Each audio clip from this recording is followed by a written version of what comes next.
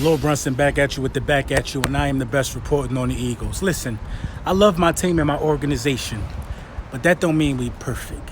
You know what I mean? This is what you call the calm before the storm, because a storm is coming. It's wet up here on this rooftop, but we at the top alone, as always, because nobody's there with us. Listen, when the season ended, I identified a few points of failure within, certain positions on the roster and coaches and medical staff, stuff like that. We did a good job of tying up a lot of loose ends and getting rid of most of the majority of the single points of failure, but we still got some single points of failure, which goes back to what I'm saying that, we not perfect. We got some single points of failure that I think are worth talking about at this point. I feel like, Jake Elliott could be a liability, and I feel like Mike Groh could be a liability. Now, Jake Elliott could be a liability. How much could that liability cost us, and can we afford to replace Jake Elliott? Like, what do you do if you get rid of Jake Elliott? You get rid of Jake Elliott, and then you go get who? Jake Elliott got the longest field goal in Eagles history. Jake Elliott is a Super Bowl winning kicker.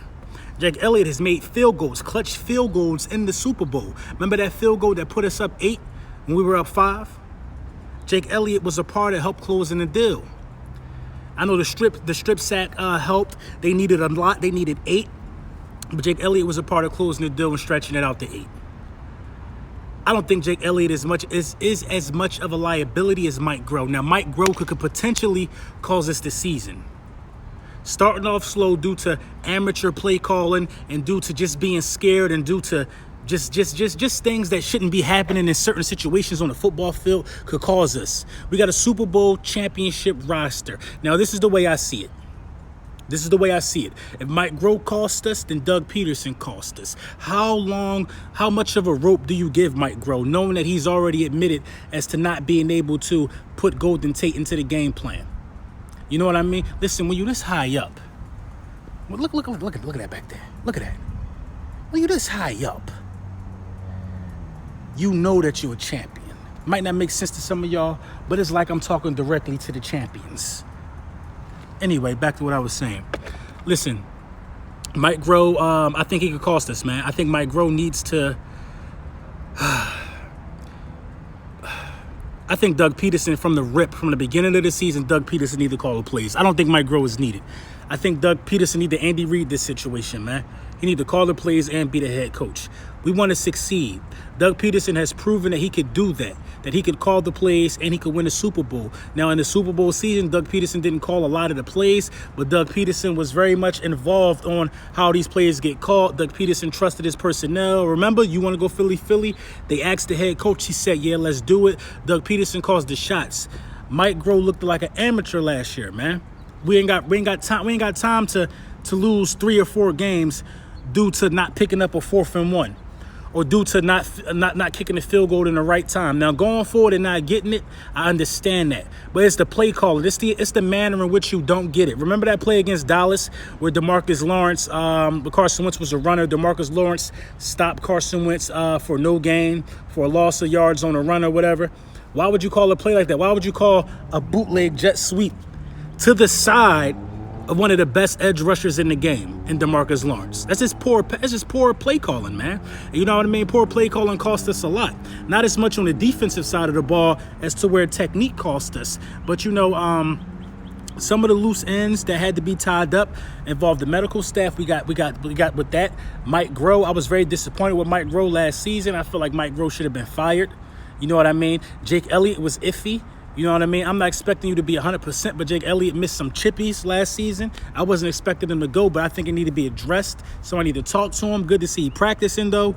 Another loose end that I felt that needed to be addressed during this offseason was, just some more help for Carson Wentz on the offensive line. They did that with the first pick. Linebacker help, they did that. They picked up a few linebackers. They signed a few linebackers. Deep threat, they did that. And bringing in Deshaun Jackson. Most of the things that had to be, handled were handled.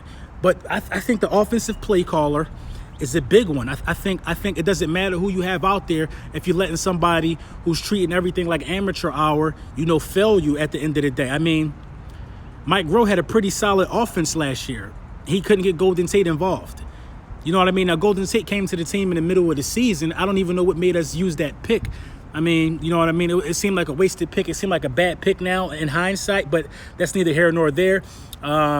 He caught a touchdown in the playoffs. He did advance to the next round with the team. He was good enough to do certain things. You know what I'm saying?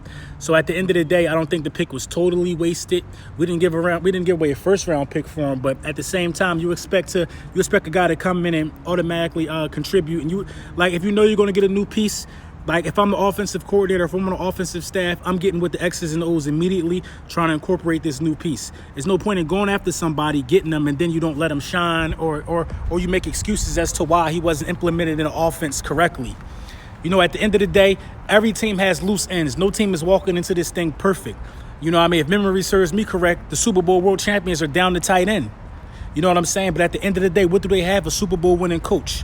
What do the Eagles have? A Super Bowl winning coach. You know what I mean? Not many people can say that, man. People are trying to get to our level, man, whether they want to believe it or not. They're going to try to use the past to dictate and to justify them being on our level when we all know the truth. They're not on our level. You know what I mean? Who else got a Super Bowl winning coach in the division? Nobody. How many Super Bowl winning coaches is it in the conference? We got one of them. The Saints got one of them. You know, beyond that, I can't really tell you. You know what I'm saying?